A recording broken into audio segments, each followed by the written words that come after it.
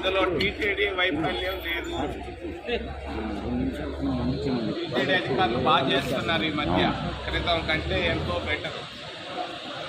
వాస్తవ విషయం చాలా మందికి తెలియదు.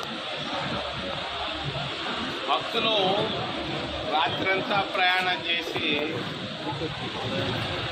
ఆతృతో వచ్చి క్యూలో నిలబడ్డారు. అన్నం కూడా జిల్లా టిఫినో జిల్లా నిలబడ్డారు భక్తులంతా. బ్లడ్ షుగర్ పడిపోయింది వాళ్ళకి, బ్లడ్ షుగర్ పడిపోయింది. చక్కెర అనేది ఒకటి ఉంటుంది. నేను చాలామంది పడిపోయిన భక్తులు పక్కనే స్థానికులు ఉన్నారు, ముఖ్యంగా పెద్ద హరిజన వార్డు నుంచి చాలామంది. వాళ్ళు కళ్ళతో చూసి చెప్పారు, ఎవరు వాళ్ళని నెట్టలేదు, తట్టలేదు, వాళ్ళకై వాళ్ళే పడిపోయారు. ఇది వాస్తవం. దీనికి శ్యామలరావు కానీ, వెంకయ్య కానీ, టీటీడీ అధికారులు కానీ, పోలీసులు కానీ సంబంధం లేదు. మరి చాలా ఆశతో వచ్చారు, వస్తే అక్కడ మేలు జరుగుతుంది వైకుంఠంలో అని.